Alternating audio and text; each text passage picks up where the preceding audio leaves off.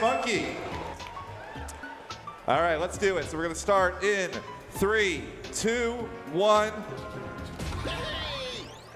All right, so this is Donkey Kong Country Tropical Freeze, one of the best platformers of all time, originally released on the Wii U in something like, I don't want to say 2012. Gosh, I'm getting old. You'll notice, first of all, we are not starting with a completely new file. The intro normally has like a 2-minute unskippable cutscene that we just don't want to watch every single time we start a new run. So instead, we have a file that just sits on the world map right in the front. We are playing as Funky, who was added in the Switch release. He's kind of intended to be a bit of the quote-unquote easy mode, but he's also just like really fun to control. He adds like a lot of little individual little nuances. He is immune to spike. He's got this nice little double jump that allows us to just skip a ton of things.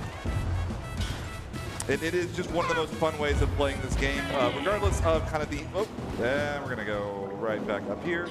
The original intent of him being kind of the way to ease newer players into this game. This game is pretty infamously difficult.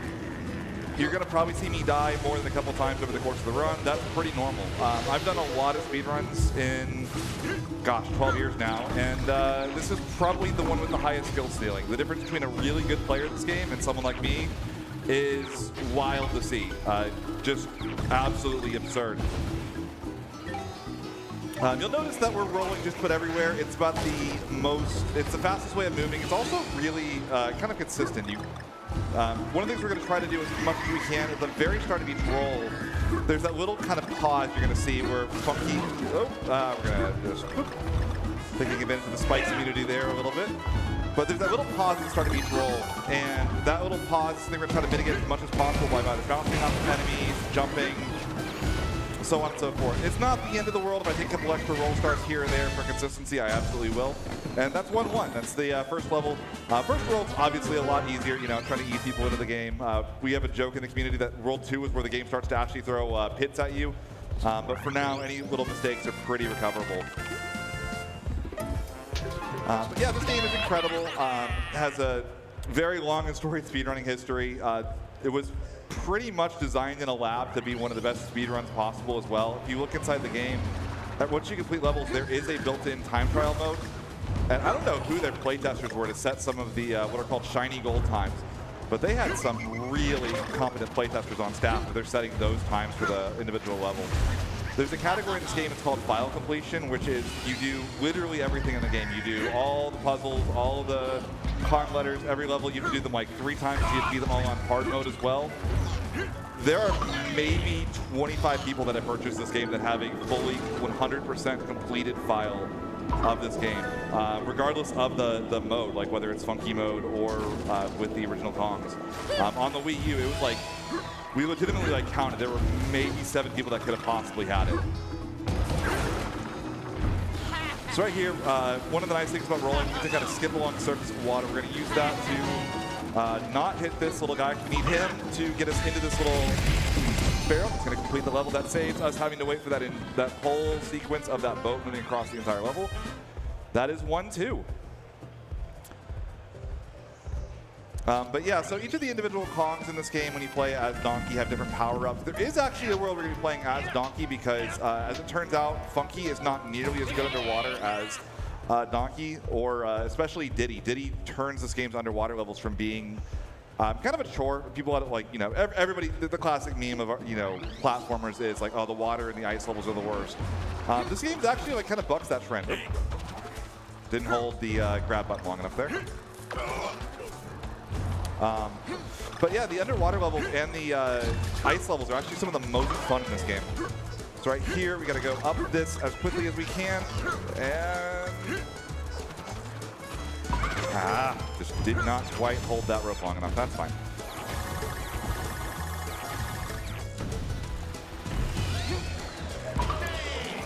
Also, a chance for a quick donation? Absolutely. Cool. We have a $167 donation from Tofu Boy.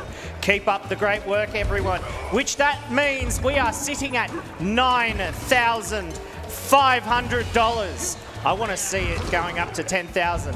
Can we make it to 10,000 by the end of this run? I hope so. I hope we can.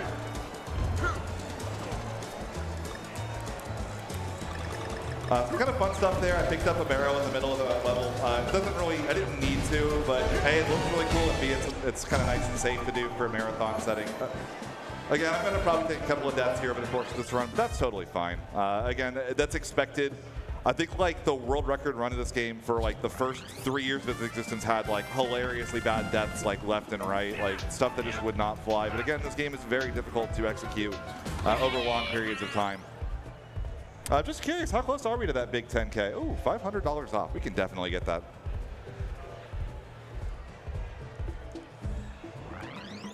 One, two is Trunk Twister. This is our first auto-scroller level.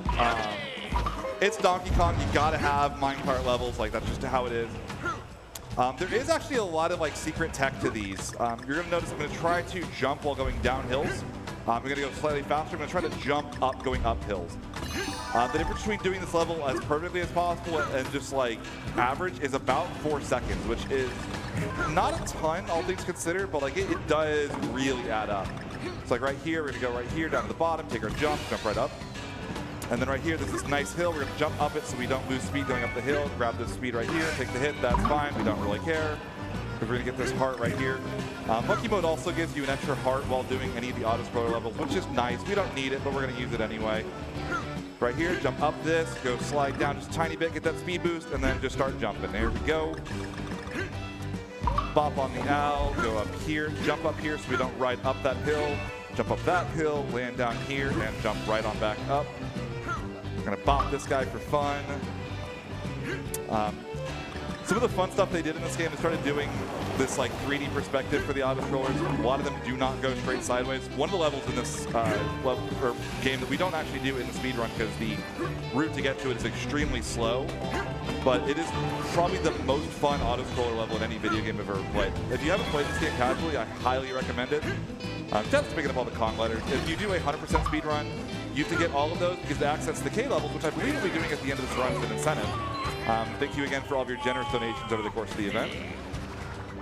Right here, we're going to jump and another jump. Grab up here, grab this coin.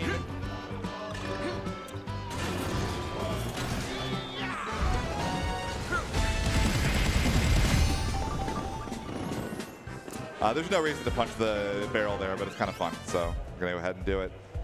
Moving on into the first boss. Probably the weakest part of this game, both casually and in the speedrun, are the bosses. They all have a very similar structure. There are 3 phases. Each phase has 3 hits. We're going to be trying to minimize these as much as we possibly can. Poppy's actually probably one of my favorite bosses in the game. There's one more that's pretty fun when he cooperates. So right here, he's going to go down. He's going to expose himself. We're going to go whap him on the back. He's going to throw these fishes down. We're going to try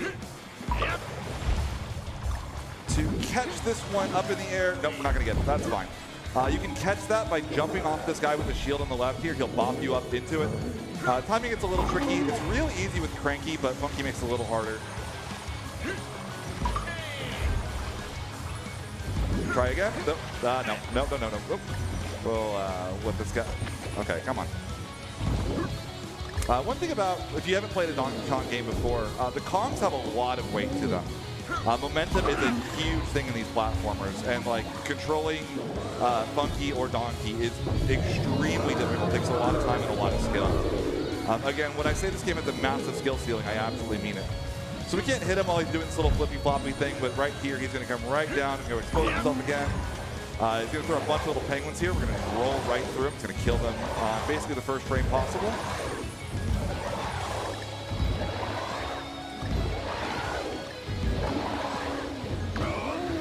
Okay. Taking that damage there is completely intended. We're going to damage boost through him anyway, so does not lose time whatsoever.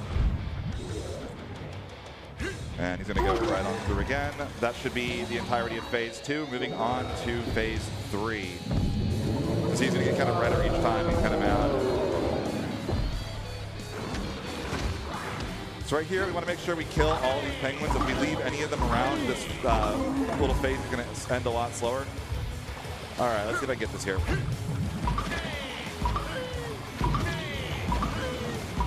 Got it, there we go. Got that fish way up high right there. That saves a ton of time, not waiting for that fish to come all the way down.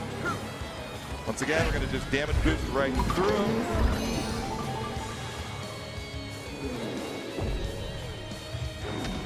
All right here, we got one last bop to get. He's going to send all his friends out. We're going to bop each of them individually, and we're going to go ahead and punch him away.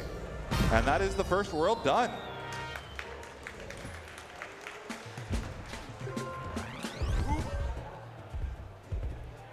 All right, so World 1, tutorial world makes things a lot easier. Again, World 2 is where the game starts to throw pits at us, so we can actually start to die if I make mistakes. Thankfully, this game has a pretty generous checkpoint system. It's not likely that any of these deaths are going to cost a huge amount of time. When you play as Donkey, this game actually becomes almost kind of snowbally in a way. The better you play, the faster you end up going. That's because when you die, you lose your partner Kong, and when you play as Donkey, Donkey doesn't have the infinite roll that Funky has unless he has a partner Kong. So you lose a lot of time, it makes your spacing for your jumps a lot harder, on top of just losing the power-up. So we're going to go right on through here. We're going to go bop this out in the middle, just completely ignore all the platforms. Right here, we're going to pop this penguin. Supposed to hit that second penguin, that's fine. Oh my god, I am kind of winging this right now, but that's fine, there we go. Thankfully this game has only a couple levels with global cycles. In general, objects spawn when the camera gets close enough to them for the game to recognize them on screen. So right here, we're gonna go try to bop this penguin right up here to catch this, and no, didn't get it. That's fine. We go right up here, climb up nice and high. We're gonna go roll off this platform, get a nice big jump, and we're gonna land right there on the edge. And right up here into this barrel. We're gonna go land on this spinning platform right here, hit this right here, grab this one right here to get a little bit of extra speed. We're gonna go bop, bop, try to catch a roll, didn't get it, that's fine. Go right on in, that's gonna end 2-1. The last bit of this is just a nice little barrel section. You just get to kind of match the controller. And just a nice little roll into it. Ah, man, this game is so much fun. So moving on, 2-2 is going to be our first Rambi level. Again, another staple of Donkey Kong Country games are the partner animals. Rambi is one of only two in this game. Squawks is kind of like unlockable that allows you to kind of find puzzle pieces casually. But Rambi is interesting. So he gets to run through those big blocks, a lot of enemies that you can't roll through. Rambi can just run right on through. Rambi gets to ignore spikes. The one downside of Rambi, and you're going to see it right here when I start running, is that Rambi's run animation, instead of being about a quarter of a second, he actually has about a half second. So right here we're going to try to maintain. There we go. Nice little bop our way up. Sometimes if you miss that, you just have to use Rambi as the third jump. It's okay. We can get another copy of him right here if we didn't have him already. So, and into this segment we go. Rambi gets to run across little gaps like that. So right here, we're going to use this speed boost, hit that, slow down just before that so we don't get hit by that fireball. So right here, we're going to go do another jump. We're going to wait right here for the swing to get about halfway through. And we're going to go run right on through. Try to get as much speed out of those swings as possible because it carries into Rambi. We're going to jump on top of this little Rambi. Oh. Never mind, we're not going to jump on that. We're going to just go ahead. We're going to do this the baby way. I'm supposed to be able to just jump right up there, but Rambi decided to go ahead and bop the Rambi crate, which meant that I did not have enough height to do what I wanted to do there. That's fine, doesn't lose too much time, just have to roll through this segment normally. A lot of the time I lose by not being able to run through the crates, I make up by the fact that Cranky's roll animation is so much faster anyway. All right.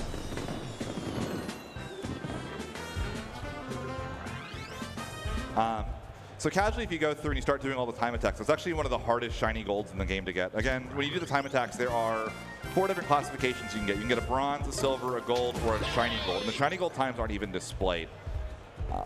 Again, I wonder what playtester they had, because some of those shiny goals are deviously difficult to do. So here's 2-3. This is horn top hop. You make sure we're mashing here, because this is one of the only levels in the game that runs off of global cycles with the music. This is one of the larger difficulty spikes when you're learning the speedrun. That little hit there is going to be a little scary, just because, again, it's going to throw the rest of the level off for me. That's fine. I should be able to recover. So I'm going to go ahead and wait for this. That'll realign my cycles a little bit here.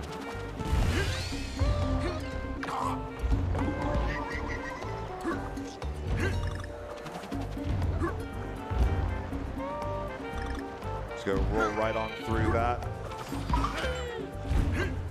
That jump is really tight for no reason. And into the big horn at the end we go. So right here, we're gonna try to skip as much of this as possible, because obviously the horn is kind of slow, so we're gonna go jump up here. It was a little early on my jump. That's fine. Just need to get up to this section.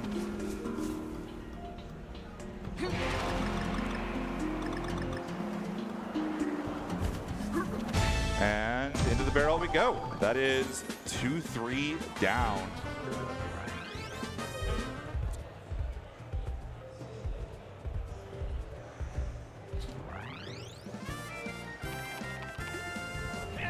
So Sawmill Thrill, this is our second auto-scroller. I think this might actually be the last true minecart stage in the speedrun. There's a couple of extra minecart levels, but they're all kind of off of the fastest way through the game. This game has a bunch of extra bonus exits. We'll see a couple of them over the course of the speedrun.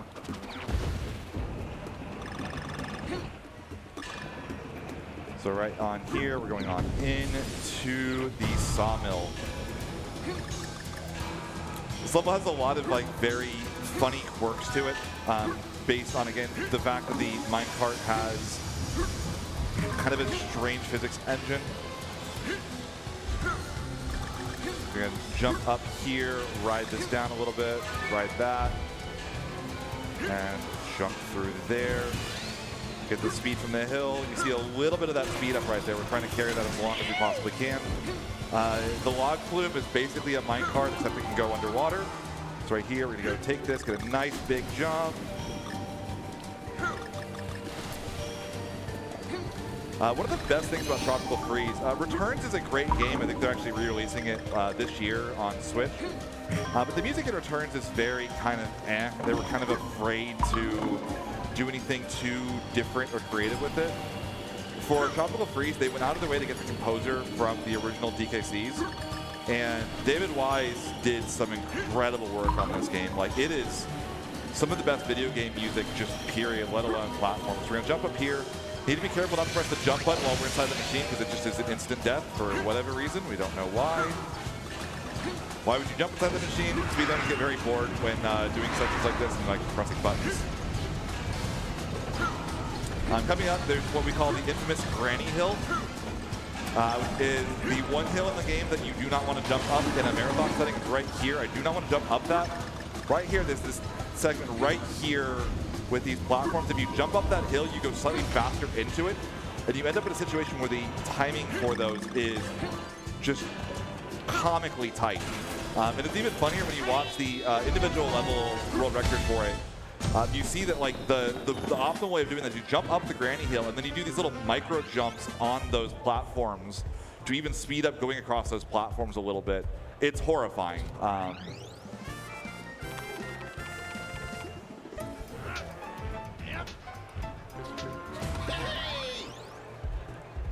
Alrighty, so Alpine Incline. This is one of the things that this game has a really interesting storied history, particularly with the Wii U run, with all the different characters. This was one of the very few levels that remained optimal pretty much the entire time to use Dixie in. So we're gonna go kind of use, Funky has a little flutter. We're gonna use that to kind of stall in the air for a couple of ropes that are a little too lazy to wait for otherwise. So right here, we're gonna go ahead and skip these ropes. Got a little scared there. That's fine. So we're going to hang out on the right side of this platform. We're going to kind of count the bananas right about... When that O is on the right side, then you can jump into it. Try to catch this. Nice. Weird trick. Whenever you go off of bouncing stuff like that, if you roll into it and then jump on like the right time, you get to keep a lot of your speed from the roll. It's like weirdly precise again. Doesn't make a huge difference on time. So we should be able to just bounce and go right on into the barrel. That was a really nice 2-5.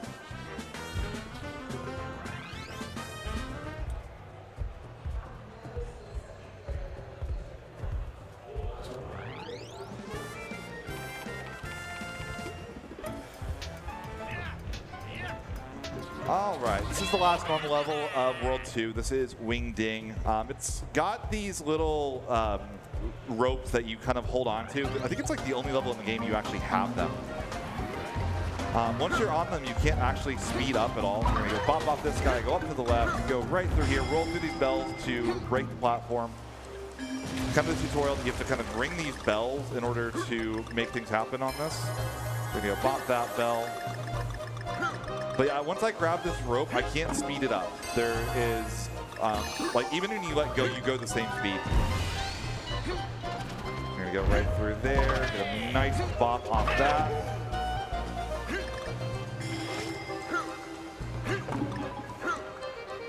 Ring those bells, jump right on up, jump here, ring these, pull up the next platform. Grab the O for some nice little swag. And right into here we go. So we're gonna slide down this little slope right here. We're gonna roll all the way through here. Get that nice little bounce there and into the last little of these sections we have.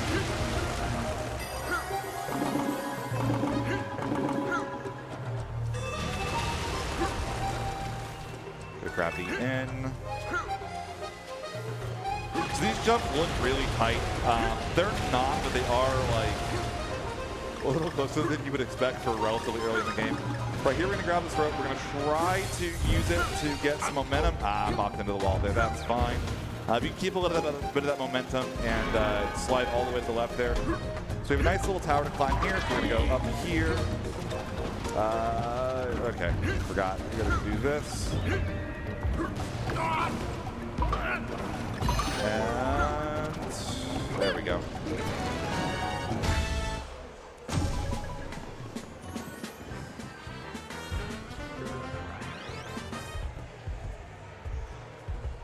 All right, second boss. This is one of the more interesting fights.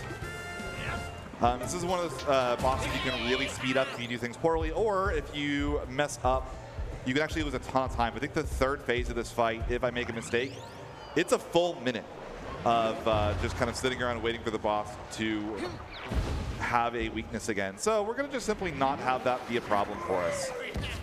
We're going to go right on in.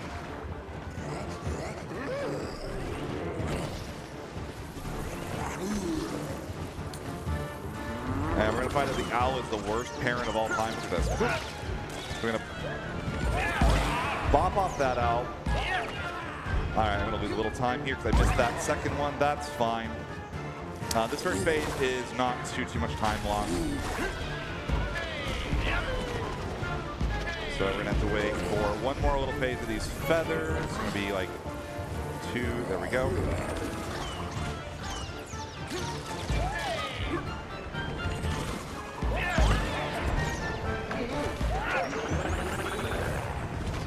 All right, here we go. Phase 2. This one's actually a really cool phase. It's like super easy once you know what you're doing. So we're gonna go roll into both these barrels a little bit, kill a little bit of time. So we need to keep this owl on screen as long as possible. So we're gonna go bop this, bop this, bop this, hit this owl, leave it right here, try to run to the right a tiny bit, make sure we get this last owl spawn, grab that one right before it despawns, throw that one in there, double jump, throw to the left, there we go, perfect phase 2.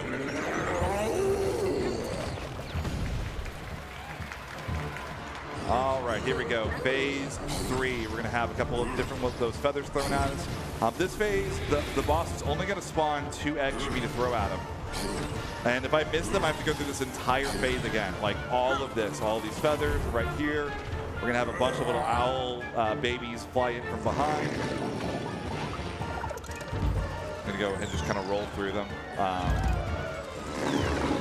See, again, if I miss this, you see all of this, I got to do it all again. We're going to lose so much time. So we're going to simply not have that happen. So we're going to right here, we're going to grab this egg.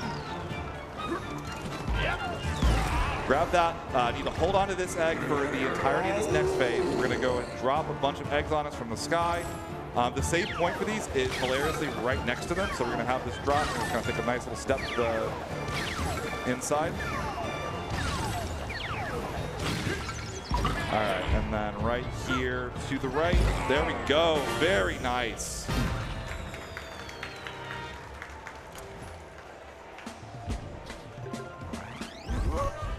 That's what you like to see.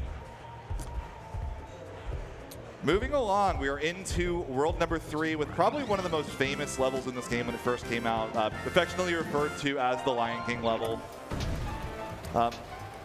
Again, this game really feels like the culmination of Donkey Kong Country. It's hard to explain, but when DKC 1 came out on the Super Nintendo, it was a very safe, generic platformer. I mean, the game is still fantastic. It's beautiful. The graphics have aged shockingly well for what it is, but they did not take a lot of risks with it. It wasn't until DKC 2 where they really started to. And it's funny because Retro's kind of little mini duology of Donkey Kong Countries have had the exact same thing happen, where DKC 1 is this very solid but very safe platformer. And then Tropical Freeze, they get to do fun stuff like this. Here's this just giant musical level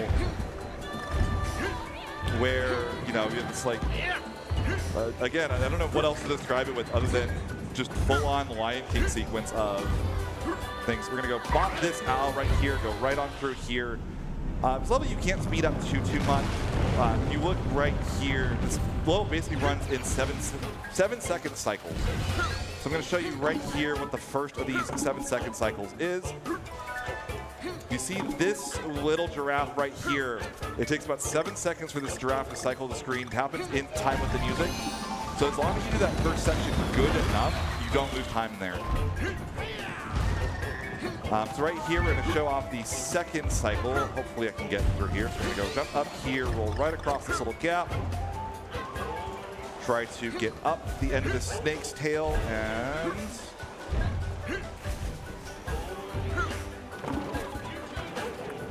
I think I'm going to miss this cycle. Yep. So no, I'm going to take it a little safe. That cycle right here where this little snake is going to turn its head up, that's the other big 7-second cycle. The other little trick you can do to save a bit of time here, I'm going to go for it. Missed it. That's fine. I'm going to go grab the front of this instead. Is you can jump off from the first snake into the barrel directly. It's weirdly tight. You get it maybe once every 5 times you go for it. It saves about 3 seconds if you get it. Not a big deal. Moving right along.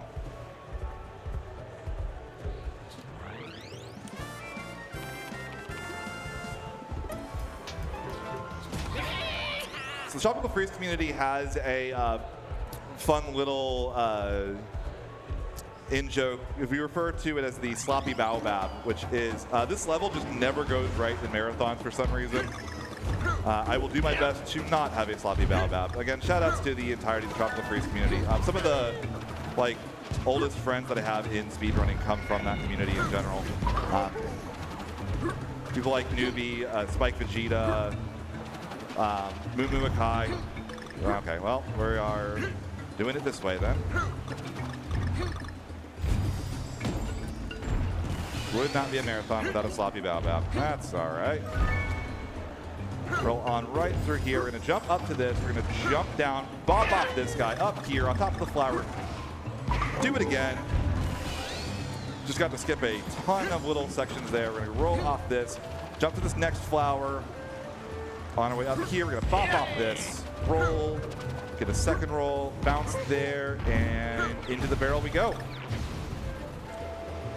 So we got to wait for this big little baobab behind us to go. So we're going to go for the classic puzzle jump. We're gonna go get all of the things. Oh, oops, you have to get the bananas, not the coins. That's fine.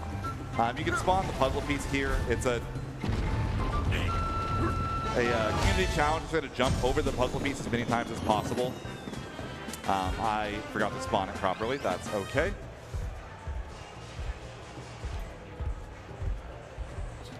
And here we go into 3-3. This is one of the more difficult runs or levels in the run to learn. There's these little tornadoes that go left and right as you go through. And if you go through them at the right time, you can just roll straight through them as though nothing happened. If you go them at the wrong time, they'll throw you right back out the other direction. One of the wild things about this run is these tornadoes actually do give you momentum. Yeah, I missed that one. That's all right. But if you are playing as Cranky, you can actually keep the momentum from those things and carry them through this entire first section. Pretty famous trick called Do-Si-Do. See right there, we're going to roll right through that tornado. We're going to pick up Rambi right here.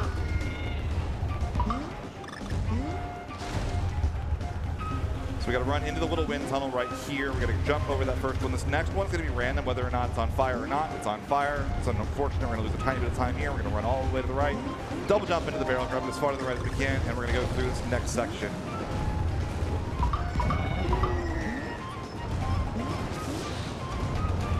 So again, trying to avoid jumping with Rambi as much as we can. We're going to run right across those gaps. Up here is a really annoying barrel. We're going to see if we can avoid it. It's right there. That's a bonus barrel if you jump too high. I'm going to go ahead and avoid that guy and into the right. This should be run right across. And into the barrel we go.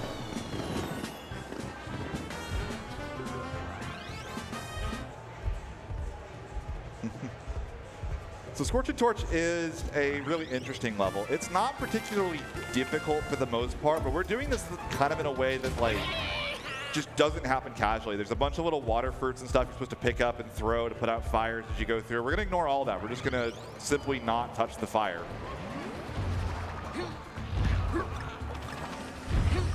So right here, we can just jump, see if we can double jump right over that little rope, go right through here, jump over this guy, double jump to hit the tree, jump over this little archer so we don't get hit by the fire. If you stand in one spot on that fire, it'll actually spawn some stuff, but we're just going to touch it for a very short period of time, roll right on through. Jump over that, roll across the fire on the bottom down here. We're going to go jump, jump,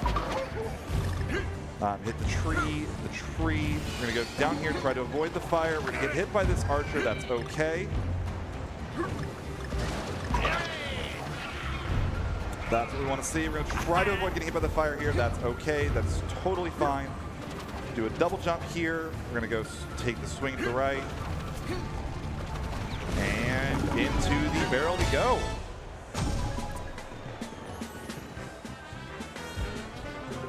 If you ever watched anybody play that level casually, it looks completely different. You're supposed to like put out the fire on the ropes by throwing little water fruits at them. And yeah, we just don't have to do that.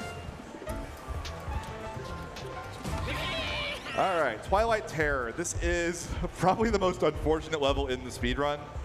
First of all, at 100%, this is the only level you have to do 3 separate times. And I don't mean like you do like a part of it or you do something different. No, no, no. You do this level basically 3 complete times in the 100% run.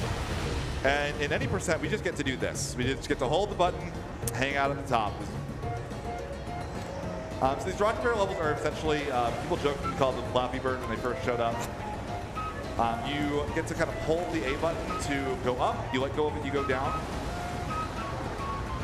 This level is comically easy. So we're going to go ahead, drop down here, get this extra heart. That's going to allow us to literally hold the A button for the rest of this level. Want some donations, I'm guessing? I would say this would be a great time for some donations. Cool. If you don't I've mind. got a couple donations. Not as many as what I would love to see, but I've got a $15 donation from Cybertron 4047, no comment. And then we also have a $15 donation from Nico Sub. Nothing quite beats sitting down at speedrun stage at PAX. Best stage at the show with the best beanbags to boot. And we're so close to 10K. Put this towards the audience participation incentive for Rumble Roses. So, for anyone who does not know, we do have some incentives for some upcoming runs for the rest of the day. We have Rumble Roses, have 2 audience members fight it out. In versus mode, have 2 people come up to fight as any girl they want and wrestle to see who wins. Extra after the run is finished.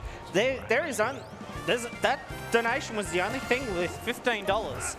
I love to see that hit the $150 donation goal. I mean, it's PAX. You gotta have some. Like, it's a fighting game at PAX. You gotta play it, right? Come on, let's get those donations in. It's for a great cause as well, too. So, all right, Ramble Scramble. This is the bane of my existence as a level, as you can see right there. Sure, that works. Right here, it's right about this. We got the full speed. That's great. Roll right up here, hit that little penguin, jump right on into the barrel. Hit the leaf, hit the next leaf, roll right off, try for it again, missed it, that's fine. Gonna grab this for just a little bit. Gonna go right on in. Here we go into the last little segment. We're gonna go. Gonna take a hit here. That's.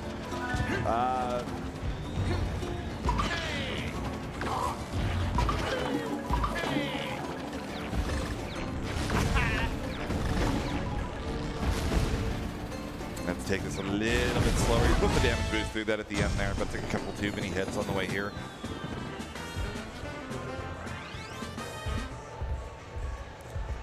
And we are on to the boss of World 3. Moving along at a nice little pace, having a good time. Who's having fun here at PAX today? All right.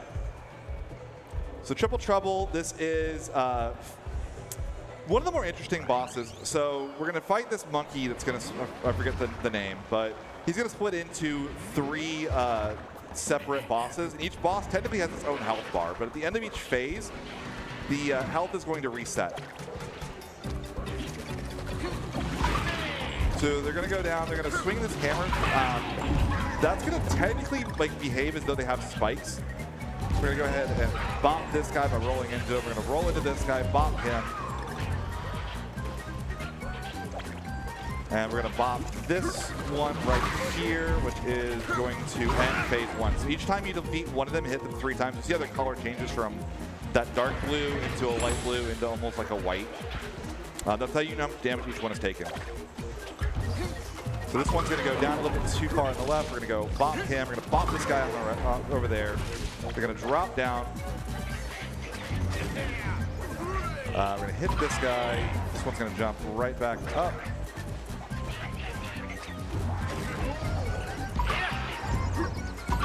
And that's the end of phase 2.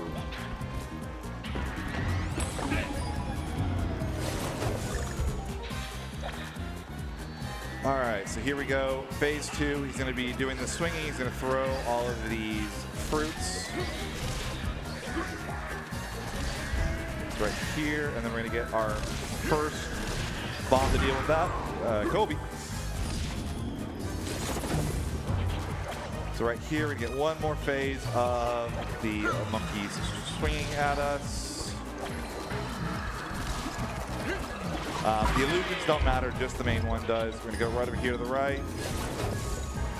The direction the monkeys spawn, if I remember correctly, is how you go or know which direction we're gonna throw the actual watermelon at.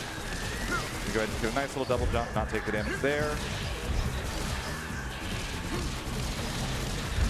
And Phil Mickelson.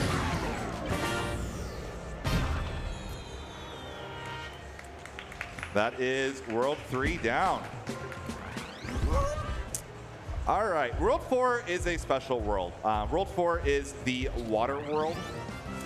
And again, in most platformers, water is terrible. It's not fun, has all kinds of issues. In Donkey Kong Tropical Freeze, in particular, though, it's so much fun and so interesting. So we're going to do something kind of wild here. We're going to go into our options. We're going to go Con Select. We're going to swap over to DK.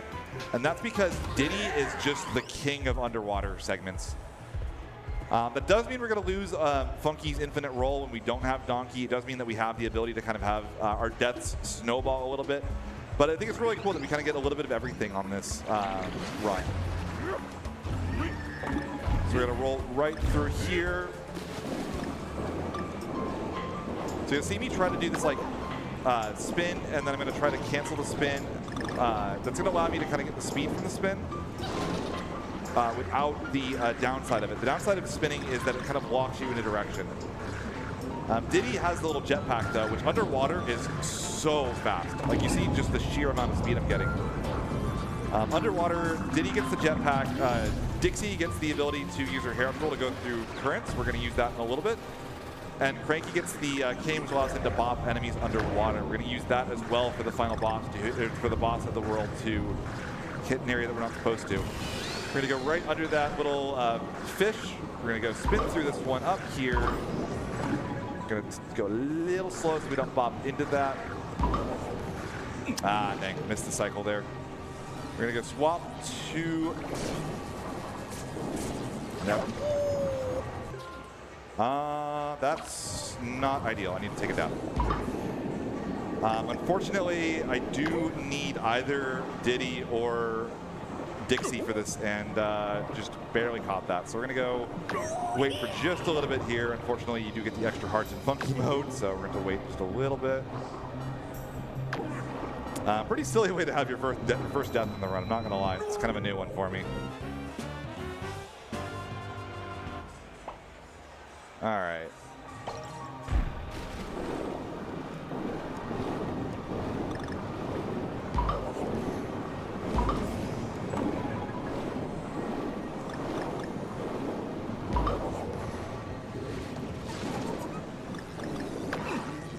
So now we have Dixie. It's going to allow us to get to the secret exit, which is one of the most like devious secret exits of all time. We're going to use her to kind of cut through this current a little bit. She's just like very slightly faster than using Diddy is, just because she's so much faster at getting through these currents than Diddy is. So right here, we're going to use this to kind of go through the current a tiny bit. Once the current goes away, we're going to go through here like this. We're going to go across here. Have a nice little turnaround, go right through there. And we're going to go into the current. I don't know how they thought people were supposed to find this secret exit, by the way. I know I had to look up a guide to find that the first time casually. That's the first level in World 4.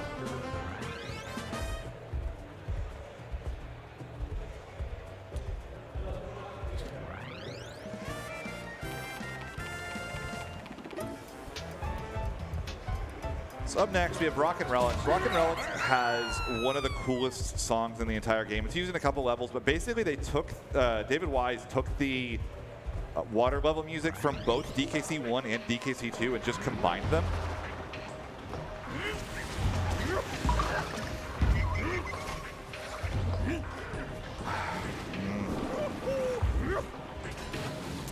Trying to play as those.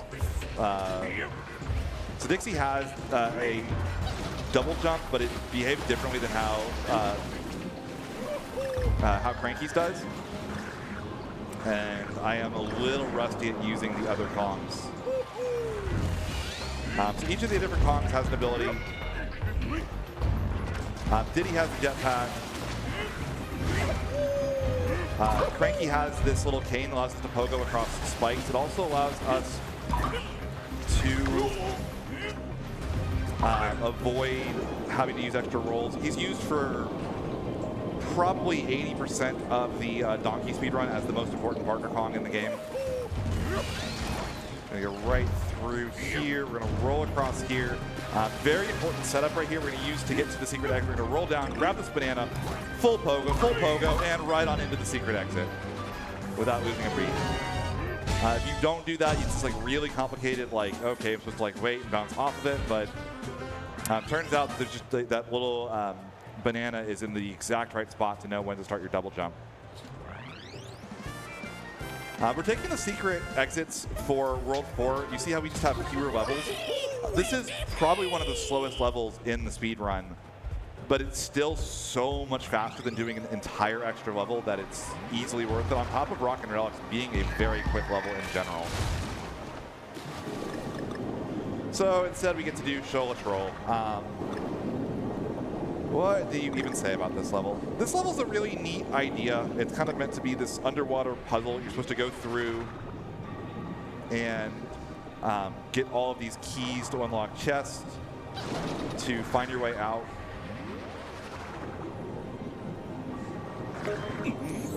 The problem is it is very slow. We're gonna go right up here, get over the fish, get our first of the chests. This is gonna be our whole chain. As we go through and get more and more keys, the level's gonna spawn more and more enemies in our path. None of them are super difficult to avoid. And again, thanks to the funky mode, we do have the extra heart, which is nice. That's the big door we have to get in to leave the area. We're gonna go right here. We're gonna grab this key.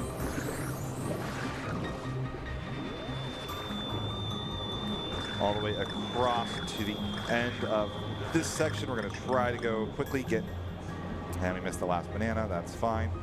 Get over here.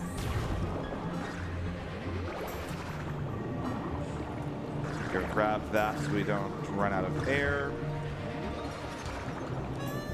And our last key is at the very bottom of this little tunnel. We're gonna go right here, grab our key, and then just go straight up out. So right here, you hold down and right. It's gonna allow us to, as quickly as possible, get that jetpack in the right direction. You see there's more and more enemies. We're gonna go up and above the pufferfish. We're gonna go here, we're gonna avoid this one. Into here, it's gonna be a shark in 2 rooms. You see again, that little swordfish was not there before.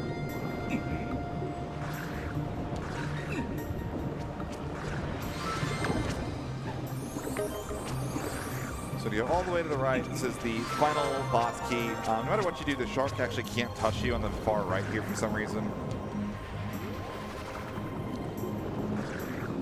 And we are on our way to the end. Do one last little twirl to get in.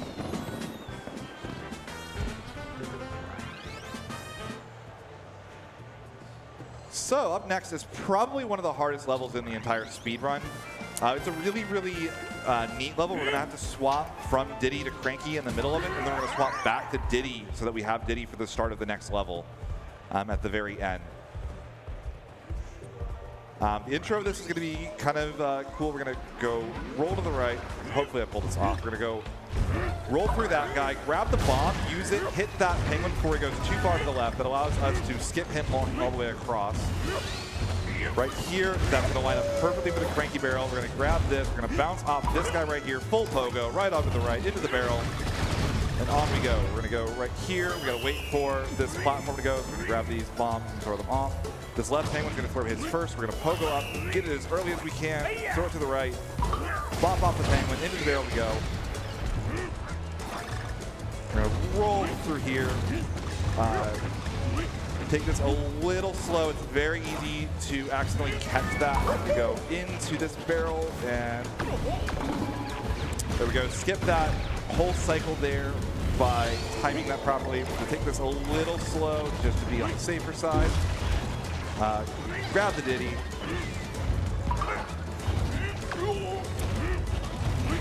That damage is not a problem. We're going to bop off this guy into the right.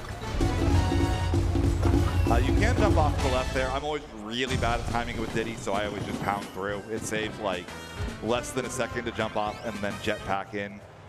And if you die, you have to do that entire last section again, which is way more time than you save by doing it. So, and it is current capers time. So this is the last water level. This will be Diddy's last little hurrah.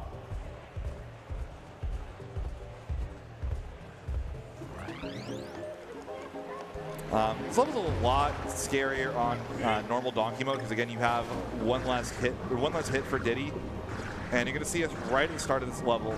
We're going to hit this,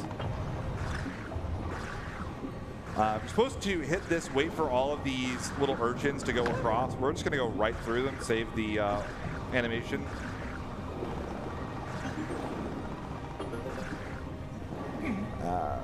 There we go. It's fine. But it makes this a little bit scarier when you normally play. Thankfully, it's not a huge deal. We're just going to go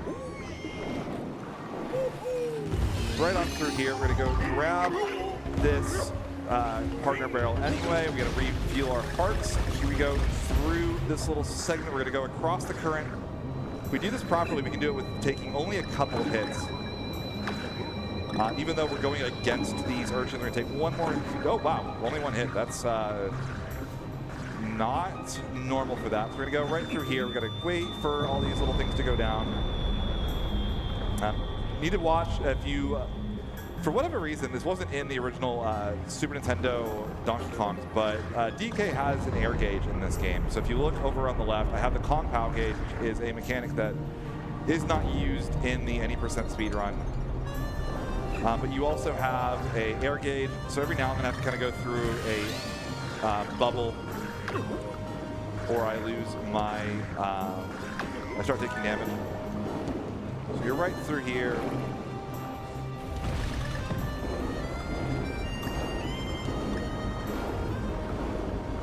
This little section right here is kind of easy. You just have to go all the way to the right as fast as you can.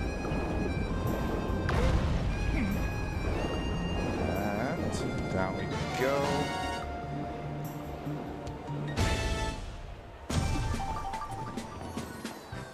And that was the last really long water level in the run. Again, World 4 is that's almost all of what it is. There's some really, really cool levels in this world that just are not done in any %, unfortunately. But just in case you didn't get enough Cranky, we're going to see him in this boss really come in clutch. Hopefully this goes properly. We're going to save a lot of time if this goes according to plan. So we're going to go in here, and we're going to go over to the right on our way to fight Fugu. So Fugu is the fastest boss in the run. If things go properly, we're going to go over here to the right, and he's got that nice little underbelly.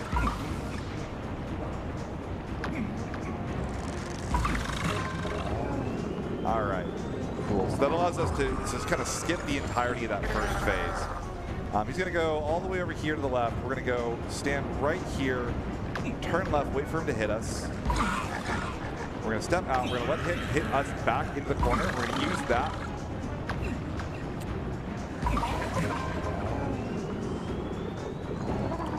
I know that the 3 hearts here looks really scary. You are guaranteed to get a heart if you hit a boss with only 1 heart left, so it's actually really not all that scary. Obviously didn't matter here anyway, had really funny luck. And that is Fugu. We skipped basically the entirety of that boss fight and did none of what that fight was supposed to be. All right, everybody say bye-bye to Donkey. We're going to switch right back to Funky here moving forward. Funky's going to be used for the rest of the run and for the incentive that I believe was met earlier today, correct? Correct. There was an incentive that was met. The showcase the bonus levels. All right. Again, thank you all so much for all your generous donations. Oh, options. Like that. Chrome select into Funky.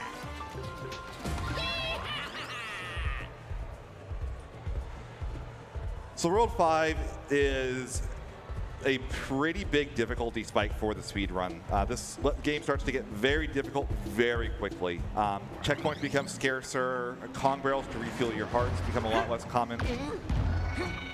And I, of course, start off by taking an immediate point of damage. That's all right. We're going to go bop off this guy, take our hit there. We're going to go up here, over there, roll through this, jump over here. We're going to go double jump to the top of this, roll through that owl, over here, through the barrels. We can skip waiting for that in its entirety. We're going to try to get that and refuel our hearts. Right here. Ah, dang. So that was intentional. I was trying to grab that, get a little bit of the speed from the platform, and then carry it across. Hope we'll see it right here.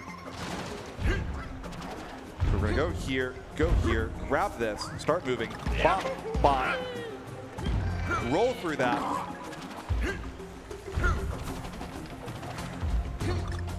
And we get to skip that in its entirety. You're supposed to have to wait for that whole platform to go through. We're gonna go through there, roll here, fire our way through. We're gonna that hit pretty much always happens right here. Jump. Okay.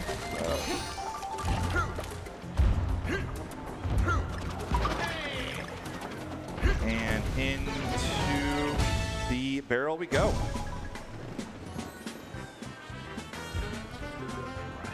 Like I said, I expect to take a couple deaths over the course of this run. This game is extremely difficult, and again, it is one of the highest skill ceiling games I've ever played. The more you play this, the better you get. So here we go, we're on our way to Reckless Ride. This is the second of our 3 rocket barrel levels that are in any percent, which naturally means it is a side explorer. The moment I hit the barrel, I can't really speed it up, which means it is a perfect time if my lovely host has anything that he would like to discuss. I do have a couple donations. We have a $10 donation from Ninstar Rose. Those underwater keys and giant locked door reminds me of the ice key from Banjo and Kazooie and all stop and swap items. Just imagine stop and swap was still a thing today. It would have been gaming magic. And we also have a $22.20 donation from Nicole B with no comment. Keep those donations rolling in. I still want to see that 10 grand. We can absolutely get there. Just as a quick heads up for everyone, we are AusSpeedruns, a group doing speedrun events to raise money for charity. For this event, we are raising money for Game on Cancer, a charity which funds early career cancer researchers who are working across all areas of cancer research. If you would like to donate, you can go to donate.ausspeedruns.com. That is donate.ausspeedruns.com. If you are here in the audience and you have cash on you, you can also donate at our runner table to the side. As also a heads up for anyone who is watching on Twitch, all Twitch revenue raised throughout the event will also be given to charity, which includes bits and subscriptions as another way to support Game on Cancer.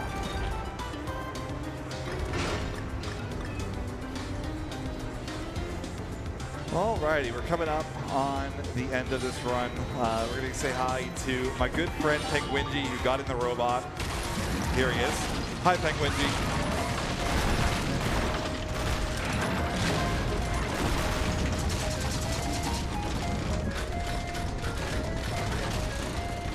This game has so much charm. I love the camera angles, the camera work. I missed the G there.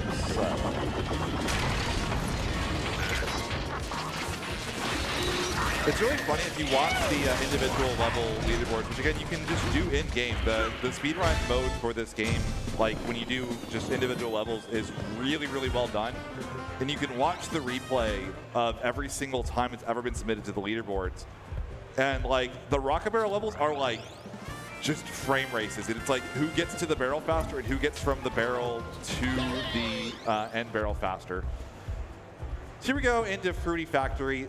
Really, really fun level right here coming right up.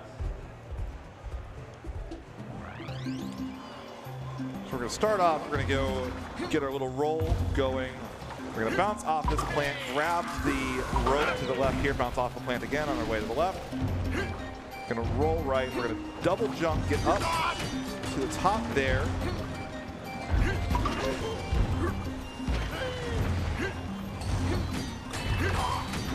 Take a hit there, that's fine. You're supposed to like pull a lever to get them stop. Have to wait for that extra little platform to do, otherwise you don't make it. Start this thing running, roll through here, roll under that, over there, into the barrel, get right past this first section, roll through here, get one jump. A little too high on that bounce, that's annoying. but fine. Gonna jump high here. And through to the last section. We're gonna go over here, roll to the right. Little chainsaw's gonna start up. We're gonna roll over here. We're gonna grab the funky barrel. Randomly, there's a ledge there. Nobody knows why.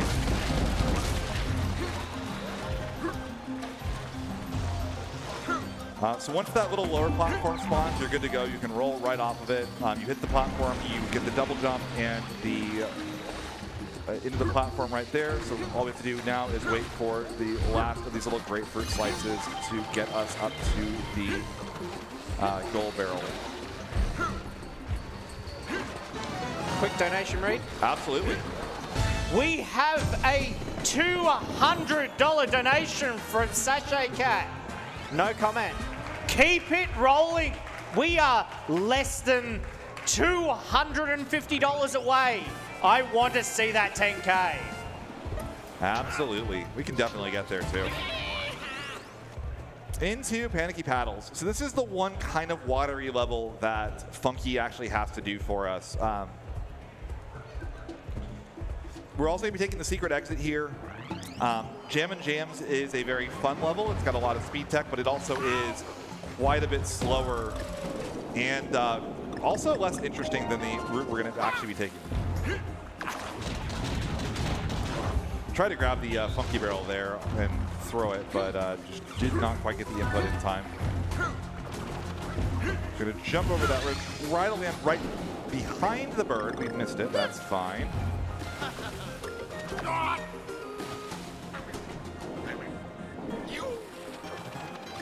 All right, come on, up we go.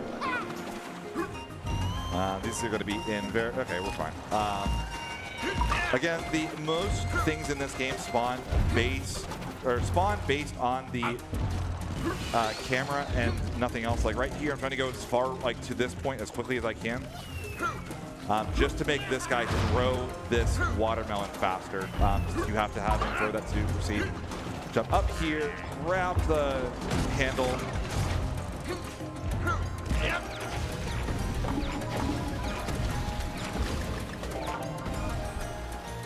So right here, we're gonna go through this last little water section.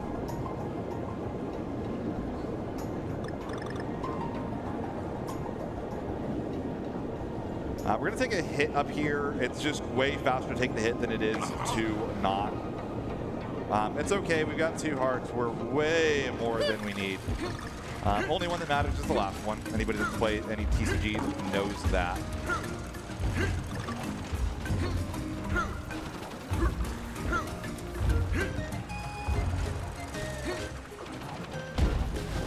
So right here, we're gonna go, for whatever reason, and I guess this was so that Funky could actually do all the secret exits. Funky just gets to spin through currents, so that's gonna allow us to move through to the secret exit. The normal exit's literally right there, but again, this saves probably about 30, 40 seconds versus doing it the other way.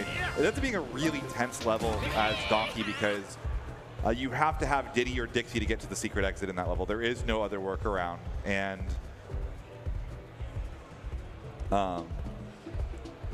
you just have to do the other level instead. So here we are in Jam and Jams. This is another level that is based on those global cycles with the music.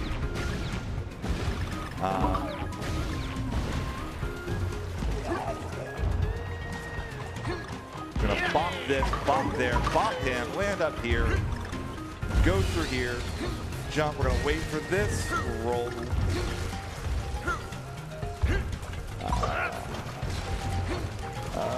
That's all right. We'll have to wait 1 cycle here. That's so right here. I'm waiting for this to be at the bottom. It's gonna start going up. I'm a little late on that. That's fine. So we should, if we time that properly, we can just fire all the way through here. Then we go over here. We're gonna jump right into the shaft. We're supposed to hold the vine on. That's fine. We don't need it.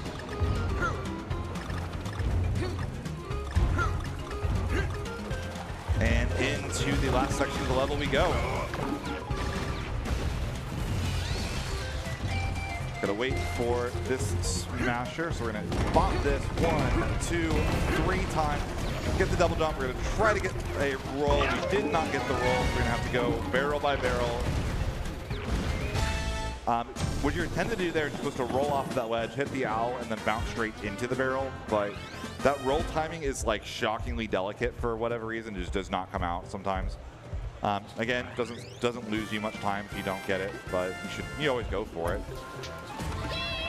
Into Frosty Fruits. This is where we're going to really start to see those ice physics that I was talking about earlier in the run start to come into play. Ice physics in this game are awesome.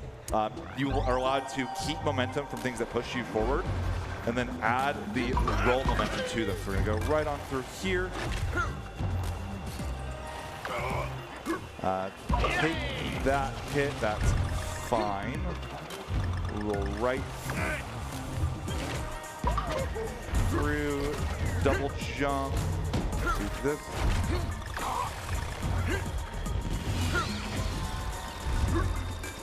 We're gonna go ahead and skip that second popsicle, crouch there.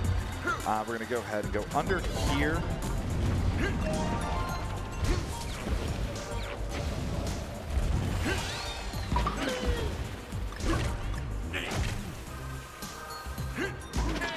And see right here, look at that speed.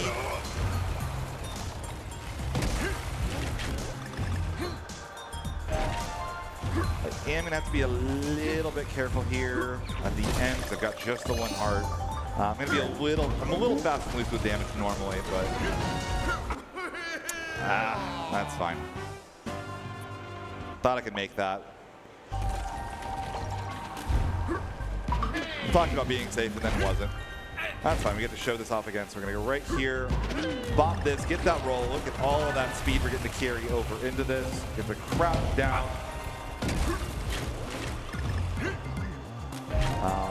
Hit that, and there we go.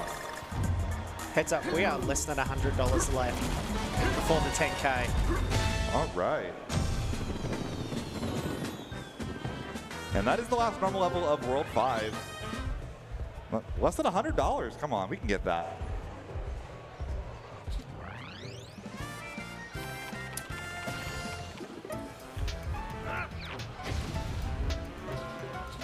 All right, so Punch Bowl. What is there to say about this boss? I remember one of my first experiences watching people speedrun this game was watching Claris do the individual level for this fight over and over again to save about a frame. Again, that individual level tracker in this game is very, very good and very fun. We're gonna go up here, we're gonna bait him into swing at him, we're gonna bop him on the head, and he's gonna go take a swim. This level's really cool. The whole background actually is rotating over the course of the fight. Like, it's a fully 3D arena.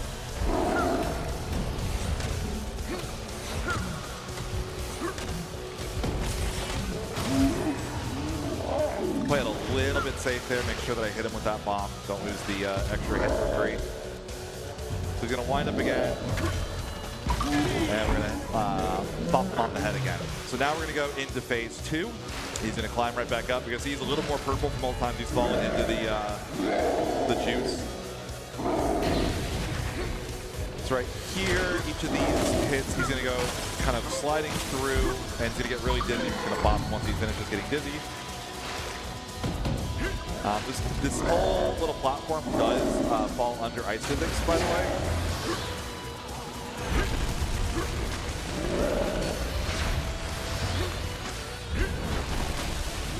So he's going to go for this a couple times. We're going to not let him do that. His hammer is considered spiked, which is really fun. It means that Cranky and Funky can just bounce right off of it.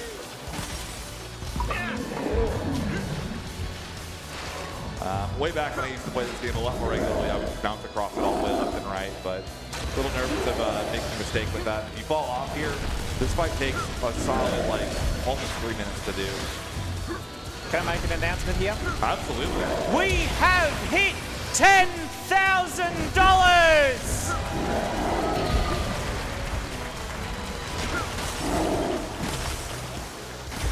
I imagine that means we've got some donations to read as well. Oh yeah, I've got a few donations to read. Let me know when you get a chance. Go right ahead. Okay, we had two $50 cash donations making $100. Those two donations are getting put towards two audience members invited out incentive, which means we're only $35 left on that incentive. We also have a $15 donation from Tuna Dubs, no comment. We also have a $30 donation from Sunny, no comment. And we also had a $100 donation from Tasuna, hoping to hit that 10K. That was the donation that hit that 10K. Good luck on the rest of the run. Love Ant. Good work, everyone. Keep those donations rolling in. I don't want to let up on them. Shout out to Tasuna, good friend of mine from TCG. So I did make a small mistake here. I threw that bomb and I hit another ice block instead of the boss, which means that I'm going to lose a little bit of time here. So I need to make sure that I don't mess this one up. Otherwise, I'm going to have to wait for another full cycle of this. Just a pretty slow segment, as you can tell. Thankfully, if you mess up one of them, he's just going to do the same thing where he's going to, I believe, yeah, we're going to call down the little things again, and very, very solid. All right, and here we go into World 6. World 6 is a really cool world. It's a callback to Donkey Kong Country Returns. So every single level in this is based on an entire world from Returns. Also, the music in this last world is impeccable. The Snowmats theme, like the music for this level that we're about to get, is some of my favorite video game music, like just period. And kind of getting it like to this point in the run, and you start hearing like the music like start to swell up. Oh, it's unrivaled. It's so good. So we're gonna bop off this penguin. We're gonna roll through there, hit that barrel, hit there. We're gonna try to fire this one a little bit early. Very nice. We got to skip. We're gonna make this. We're gonna make it. Yeah, we're good. I meant to just roll through that, but that's fine. Nice thing about playing with Funky is sometimes you get to just recover mistakes like that. So we're gonna go up here and take that damage intentionally. That's totally expected, right? We're gonna go grab this. It's gonna swing through. We're gonna try to jump off it at the right time. Go right here, grab the top of that. It's gonna break the ice for us, roll right through, hit the barrel, fire the barrel all the way through. We're gonna try to do this without touching the bottom. There we go, beautiful. Climb up this, climb over here. We're gonna get a roll right on off. We're gonna do a full jump, bounce off of that guy and into the barrel.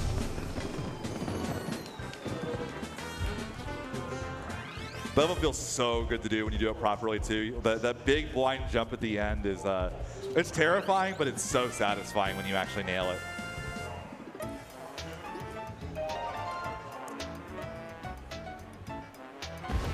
And into Seashore War. This was a, in World 2 in Returns was like all on a beach and stuff. So this is a level with a bunch of water, but since we're now on a frozen island, the water is obviously dangerous.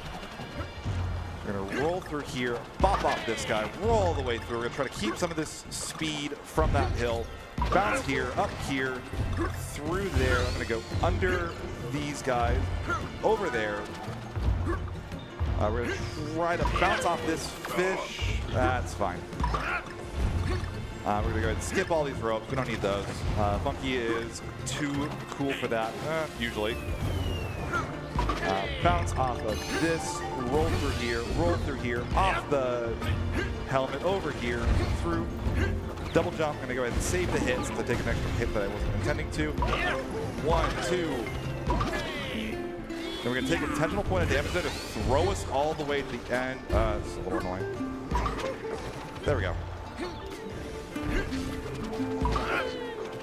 And we're gonna go get our roll speed back through and into the final barrel.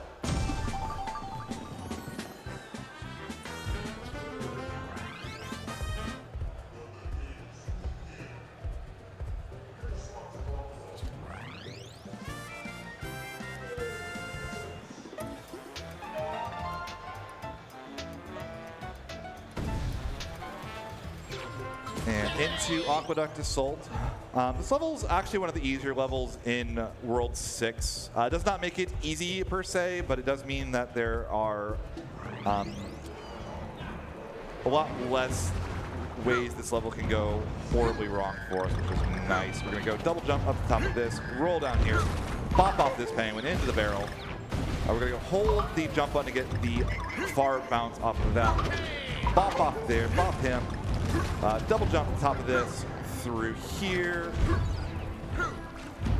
Roll through, hit the flower to get the extra bounce. And into the barrel that puts in the back. We're going to do a quick little jump, try to turn our momentum around as much as we can. Over that, double jump to avoid dealing with that. We're going to roll into this barrel. Double jump, we can skip this barrel right here because it would just fire us over to here anyway. Into this barrel, it's going to shot fire us into the background. Do a quick double jump that allows us to skip that and into the barrel up there before it's even visible on the camera. Roll right on through and jump into the end barrel.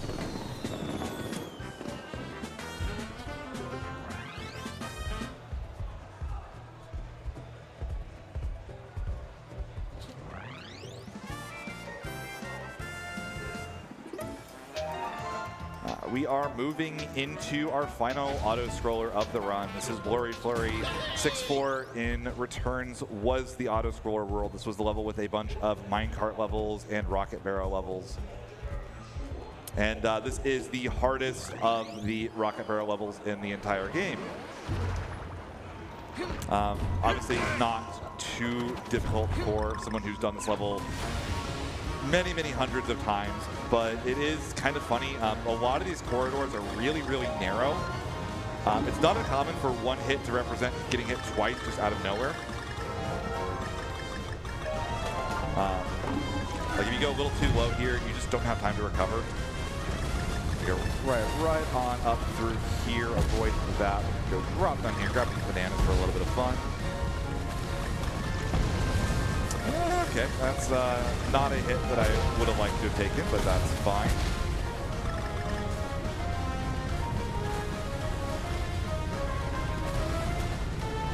If I was braver, I would go ahead and take the second hit. But a little bit of a coward for marathon settings. So there is the last checkpoint of the level. We're going to have these two cans are going to fire at us. We're going to go right through this very narrow little passage. Go right on up. We're going to go grab that. I have no idea how those snowballs didn't hit me. Going down those is one of the more annoying parts of this.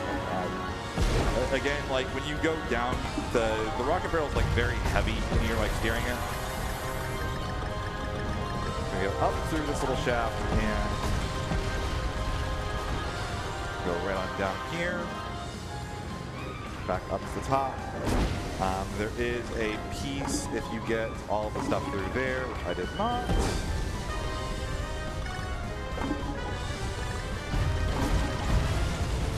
And again, you see just how narrow some of these little corridors are.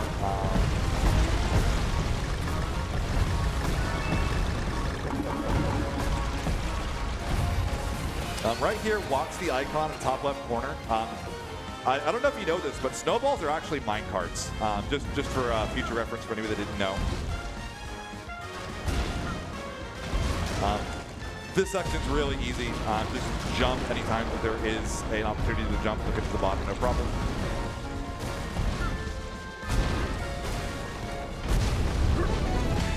And into the barrel.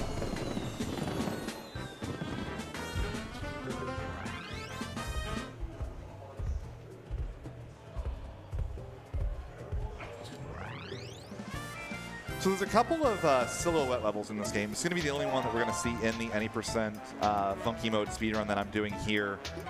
These are really, really cool. They're really unique. It's kind of one of those aesthetic things that they figured out for Returns that just looks so cool.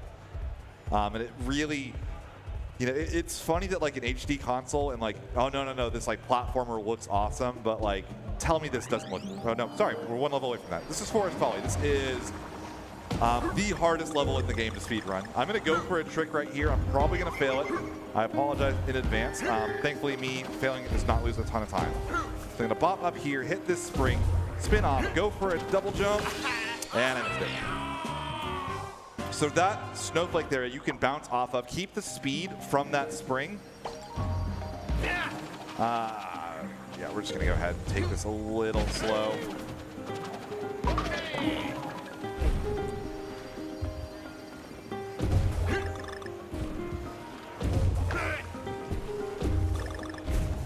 Yeah, it is possible to use that first spring, get the momentum from it, keep it all the way through.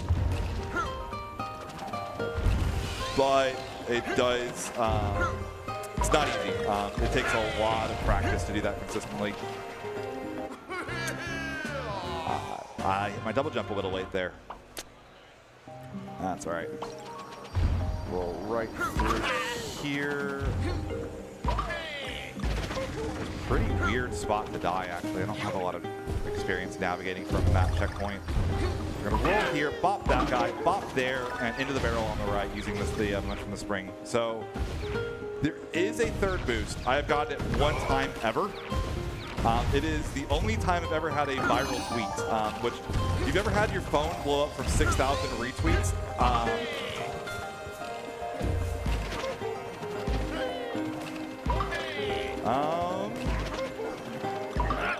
you know, that was better than I normally get for that. Again, it's another one of those things you can just have, and you can carry the momentum from that all the way to the end of the level. But very nice little finish to the level, even though it was not the best I've ever done for sure. 6-6, this is the silhouette level that I was talking about. Again, really, really cool aesthetic. This game is, again, for a 2D platformer, a very pretty game for the most part. It's kind of funny, when this game was ported from the Wii U to the Switch, the file size went massively down, but also the load times are better, there's more content. The Switch version of this game is just an absolute masterclass. Cannot recommend it enough. We're going to go right on through him.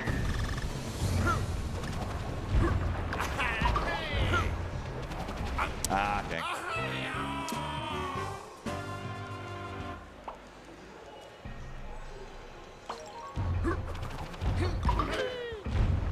Let's try that again.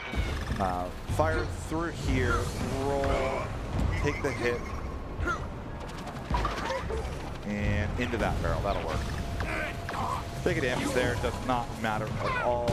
Pound through there, pop off into there, into the barrel, through to the right. Grab the funky barrel to replenish our hearts, because we can. If you, kind of funny how that works. Gosh. So right there, Funky saw that platform, tried to jump up onto it, but because the platform was moving, he jumped to his own death. Anyways, as I was saying, you can grab things in midair, but you can't pick up.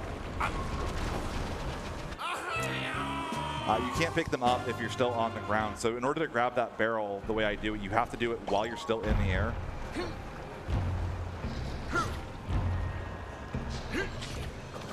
Let's take this a little bit slower.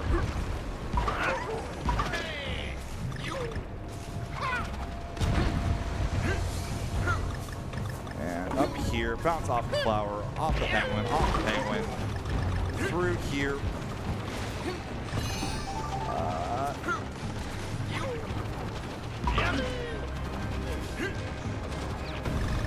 Close enough. All right, we'll roll right on through.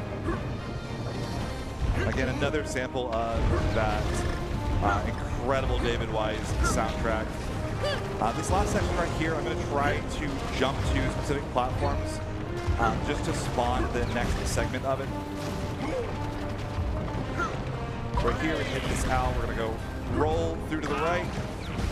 And then we're going to hold right here. It's going to look really strange, but the barrel that's going to fire to the end spawns even though we're not through it. So we wait for the little rotating platform to go all the way to the end there, and that allows us to not have to go all the way around. Save quite a bit of time. I'm not even sure if that was developer intended, but it was discovered very quickly.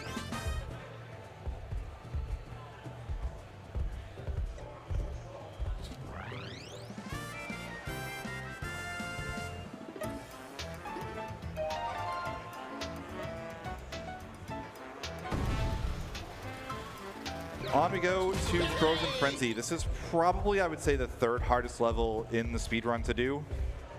If it's done well, it looks incredible. There's a lot of very cool blind jumps. There are these electrical platforms and ropes that we're avoiding at every turn.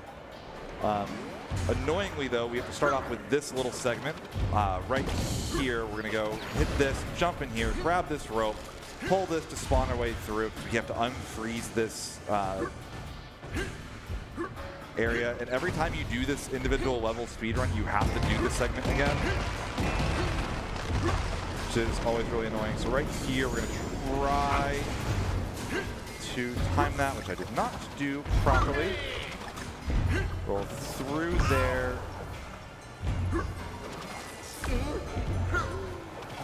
There are no heart replenishes on this level, by the way. So we're going to go under here so we don't deal with that. Go over that, through this guy. Hopefully we do not take another hit. We do want to use one last damage boost at the end of this level. That was annoying. Okay, we're going to do this the developer intended way, unfortunately, which is... it's a great video game. Okay, that's fine. Not a very big setback. Just roll through.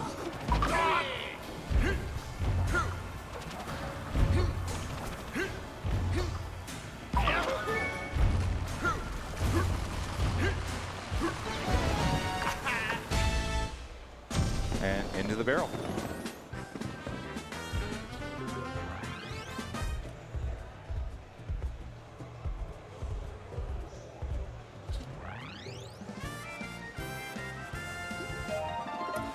Six 8 is Meltdown Mayhem, and it is one of the most aggravating levels to speedrun of any game I've ever played.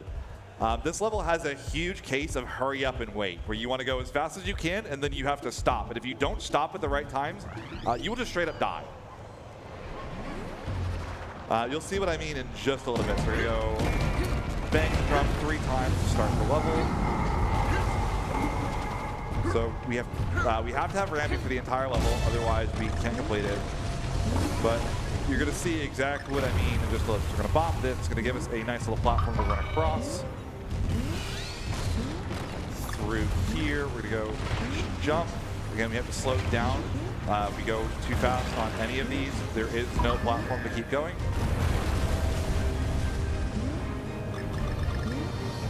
So through, knock that down. We need to stop.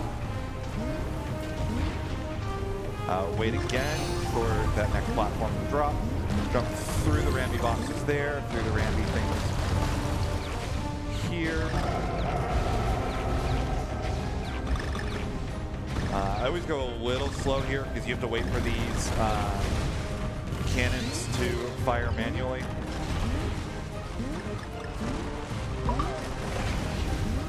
Through up here.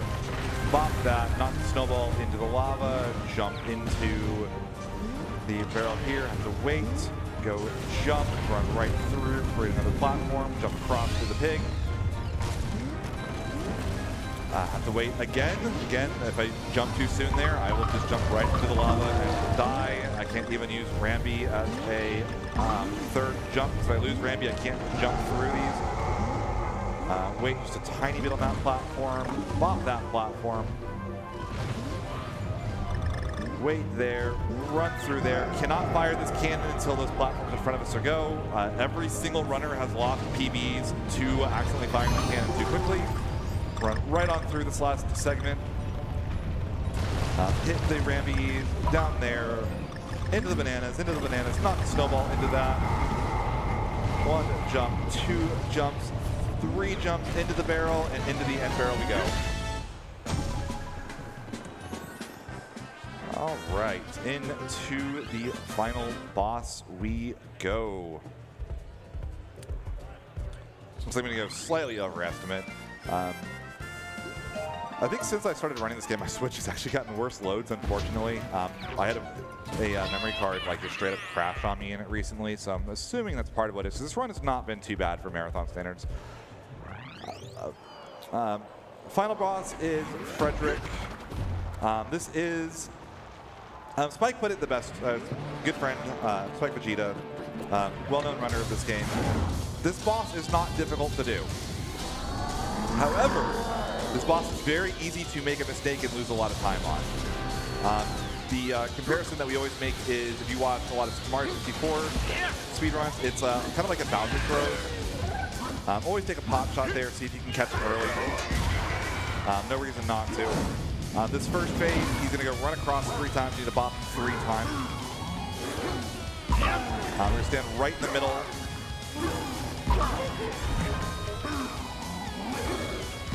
And that's the easy one.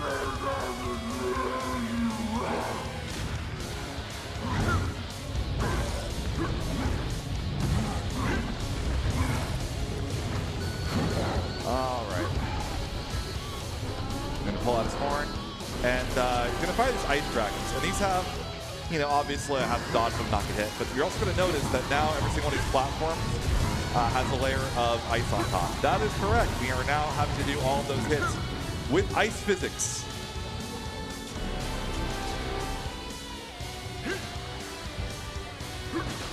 So I'm going to grab the one in the middle. I'm going to just wait for him to stop trying to dodge. So this first one is the same speed. I'm going to try to get lined up to the right spot. Right.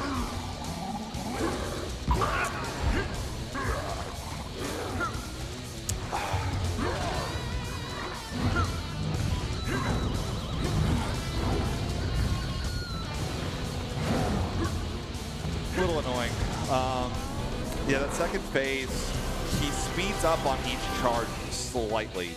And you have to very slightly change your location in order to not get bopped by him.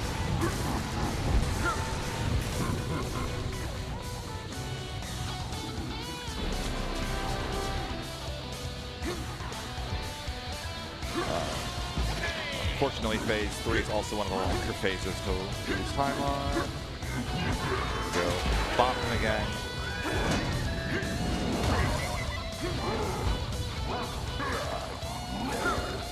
There we go. All right, that's going to end phase 3. He's going to go ahead and launch us up in the air. This is where we get the laugh because we're funky. Let's go double jump and just hold the hover.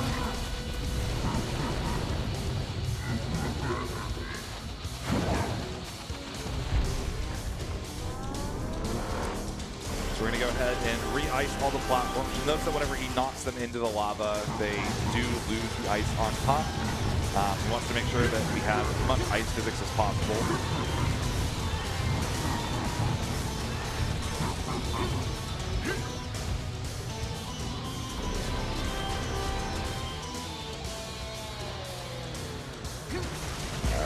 Grab the penguin, go 1.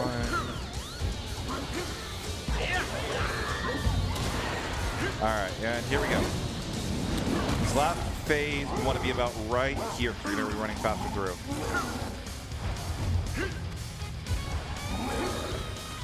And that is not ideal. Okay. Thankfully, this is also a phase where you lose the least time when you make a mistake.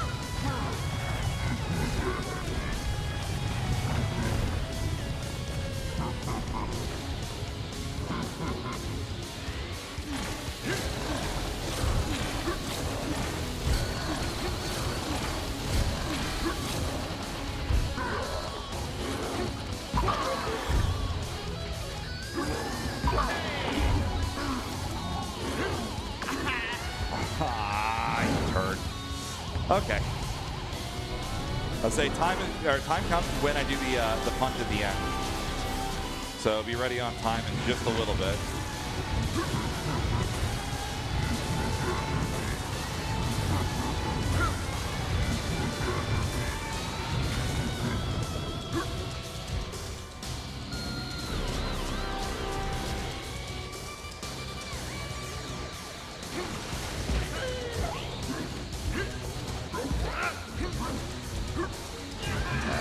bot lane one last time. Gotta get in just the right spot. And time.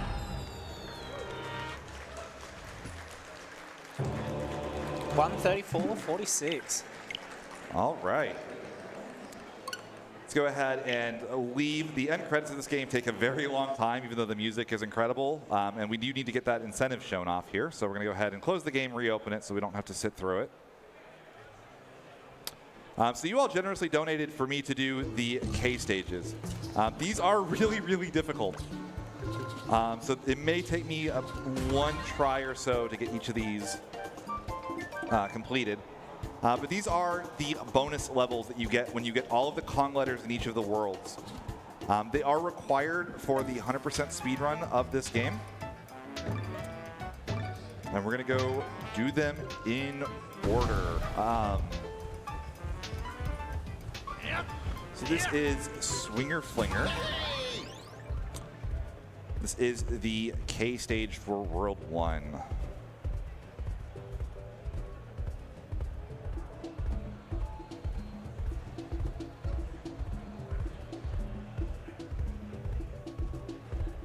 That's a very long load, unfortunately. All right, here we go. So we're gonna go over here, grab the rope.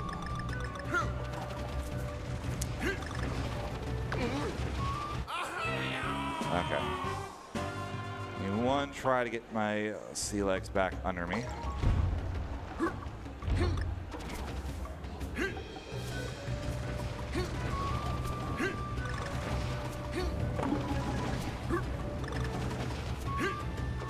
All right, here we go. You'll notice I get to keep some of the momentum from those little swings as I go through.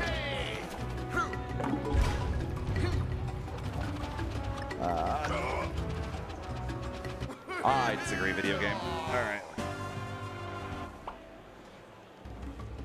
One more shot at this.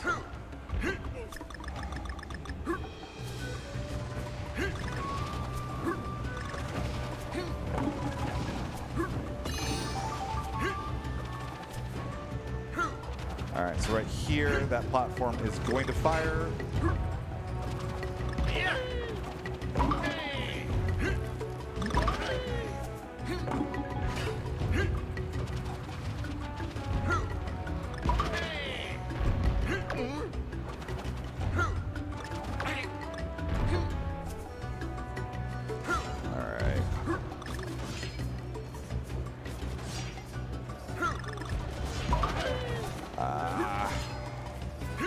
You can't go around the bottom there. I'm just being a bit of a coward.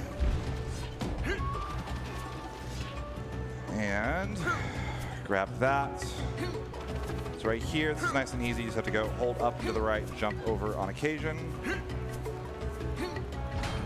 Jump on this. Okay. Oh, God. All right, one last attempt at this one. I'll move on to 2K.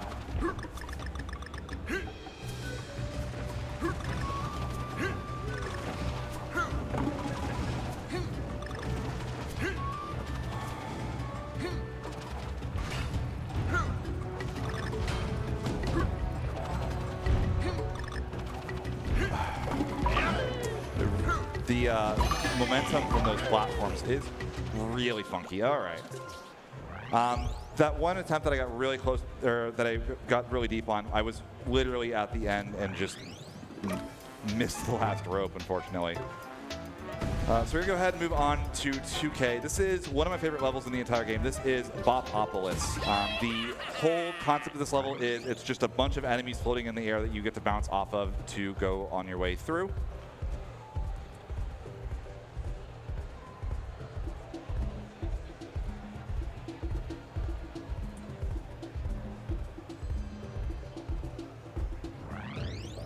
All right, here we go.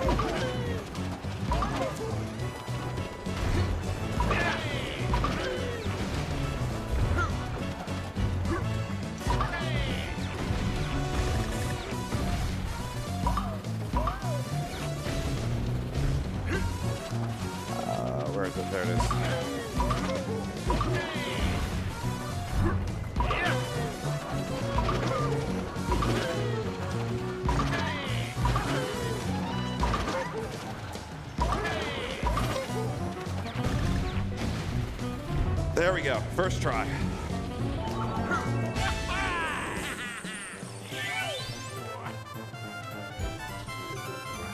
You'll notice that for each of the K levels, instead of getting a barrel at the end, there is just a wrapped present. Once you defeat all of these, there is a final World 7 that you actually get to unlock. All right, World 3. This is Precarious Pendulums.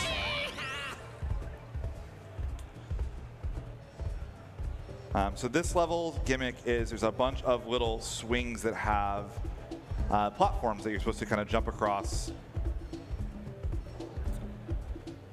And you will see exactly what I mean in just a second.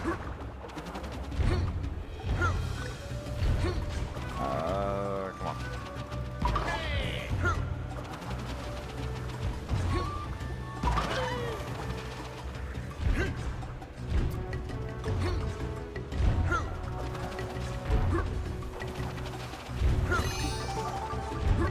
And a nice double jump into there.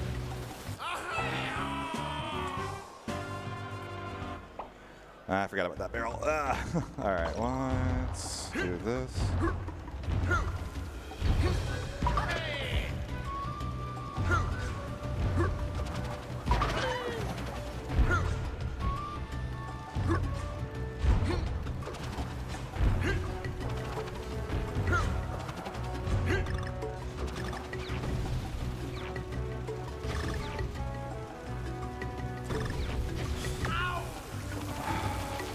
Where am I? What the heck? Okay.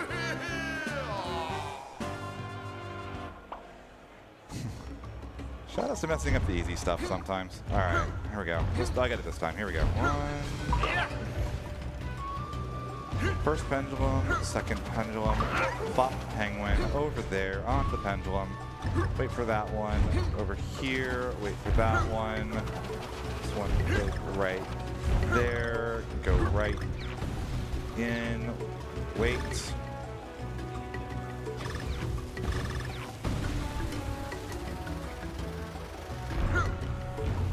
Right here, I'm gonna try to stay a little low. That hit is totally normal.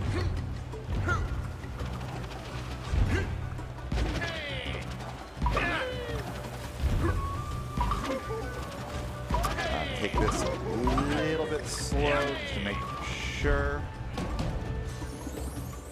It's right here. Fired. That was a frame early on that barrel fire. All right, last attempt on Precarious Pendulums.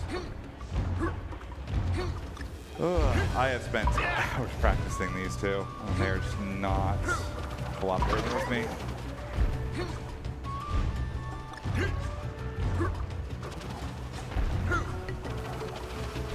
All right.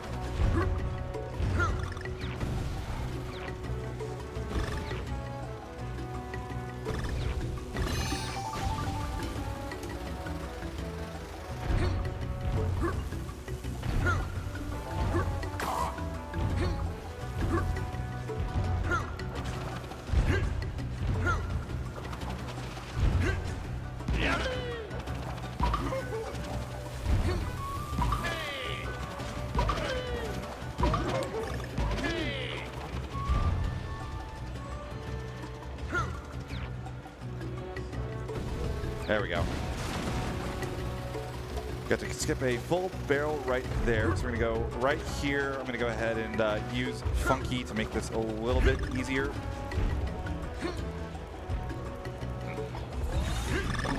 And there we go. That is the end of the level.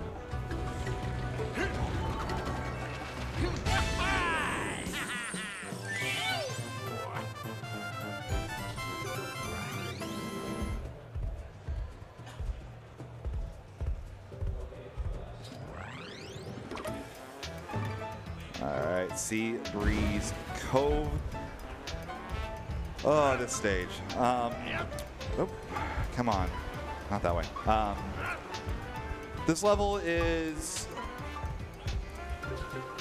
not too bad. It can be a little bit annoying. It's very easy to take a lot of damage here. There's a couple of really tricky jumps if you want to go for them. I will probably be playing it a little bit easy, but on we go. Up.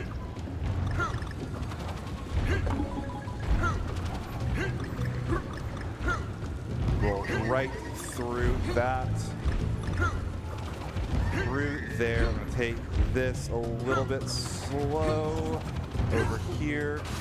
I'm going to go damage boost through that.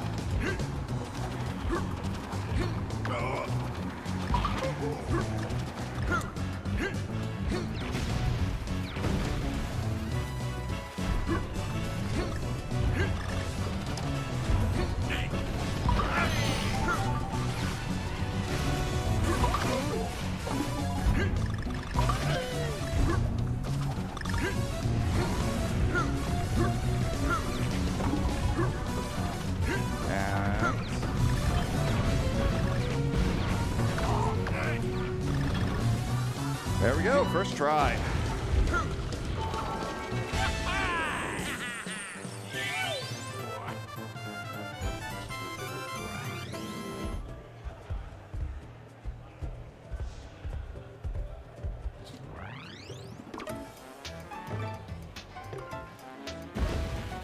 All right, 5K is all the way on the other side. This is another one of those levels that can be a little bit annoying because it can be a hurry up and wait kind of level. There's only so much you can do to speed this up at times. There are a lot of very, very tight jumps in this level and a lot of weird ceilings that if I get caught on, I will just immediately die. So we will simply not have that happen.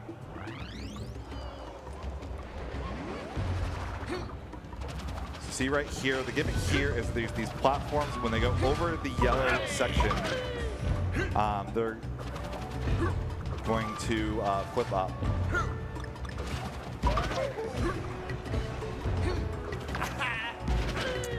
All right, so that's section 1.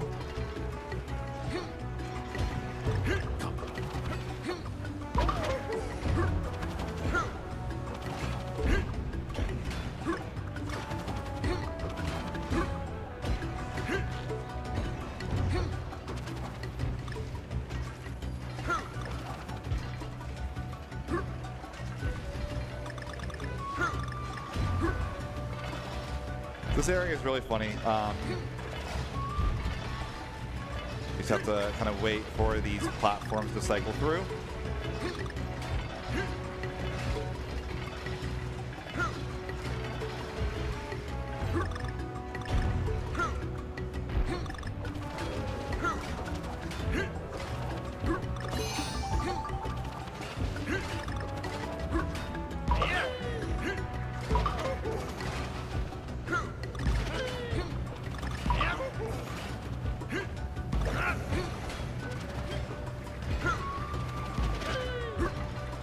Skip the entire left section of the stage right there. 1, 2, 3, roll off of that. We're fine, we're fine, we're fine.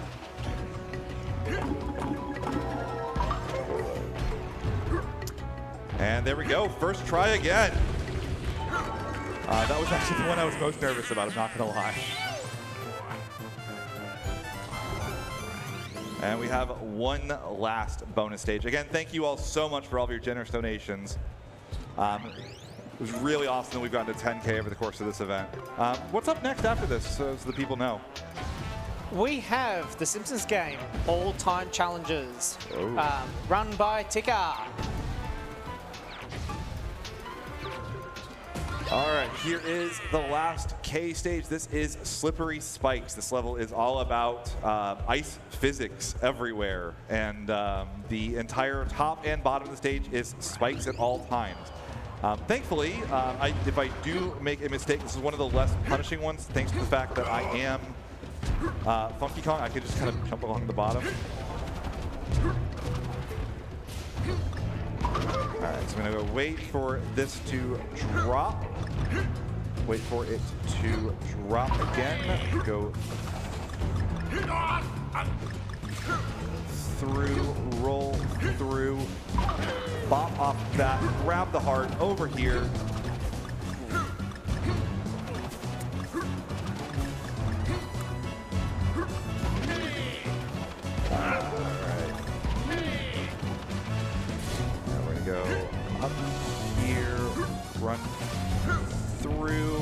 crouch here so we don't get hit by the spikes. Gonna roll through there, over the top, under the circle, over here to the right. And go wait for it.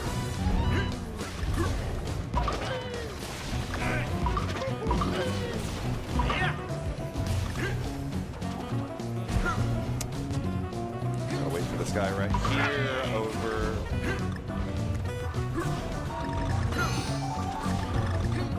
And into the last little gauntlet we go. As long as I hit the jumps here and here, we have one last jump. And that is it for Donkey Kong Country Tropical Freeze. Thank you all so much for being an incredible audience. This event has been fantastic. Stick around for the Simpsons game, and I will get out of here. Thank you so much.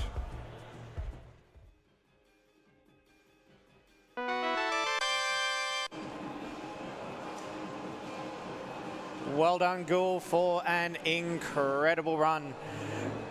With that being said, our next game will be the Simpsons game, all time challenges by ticker.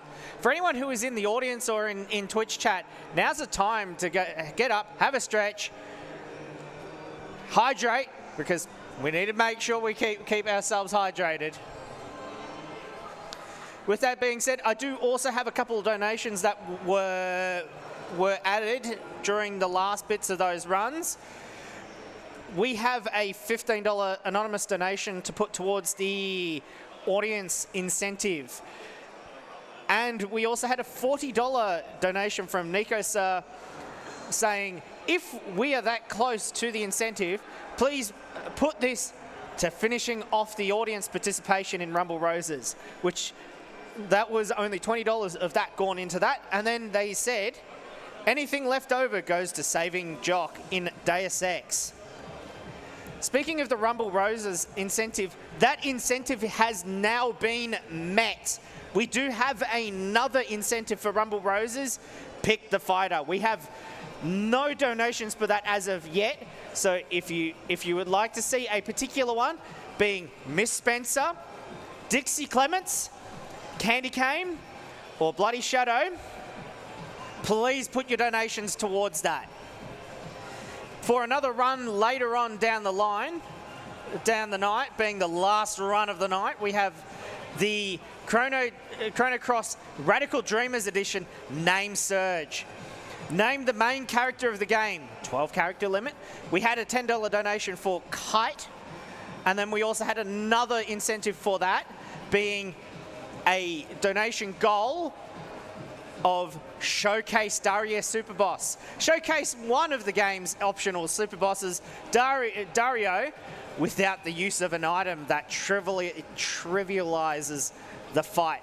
Being there's $200 left on that donation, being we have not had any donations for that. So if you'd like to see a donation for that.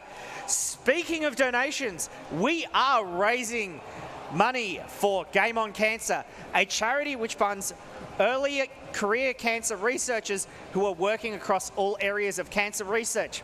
If you would like to donate, you can go to donate.ausspeedruns.com.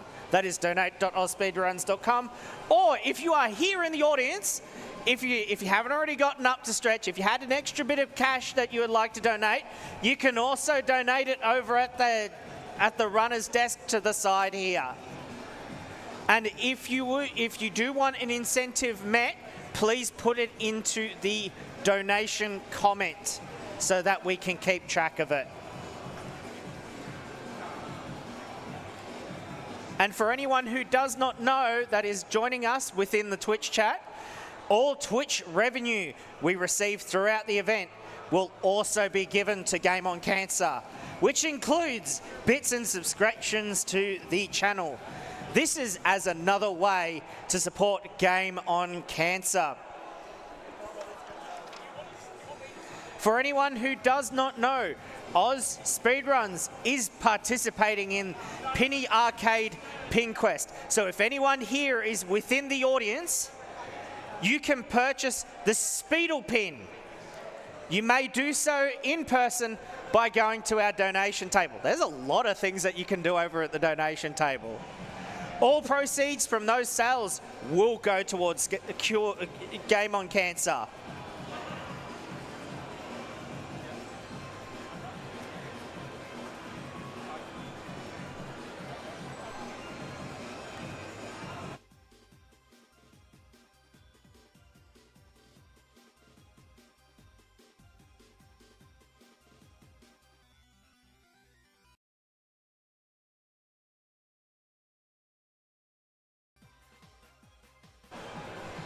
Okay, it looks like we are ready for the Simpsons game.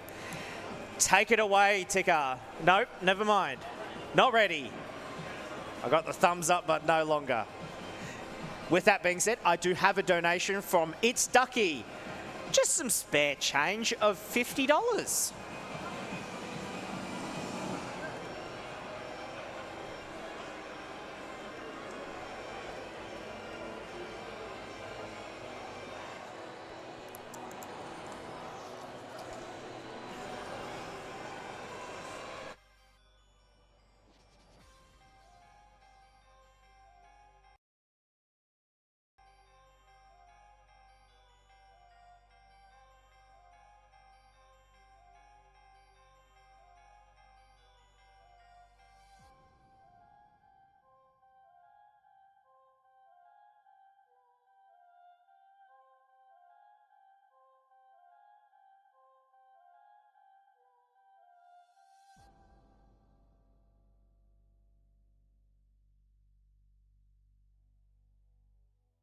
How is the audience of PAX 2024 going?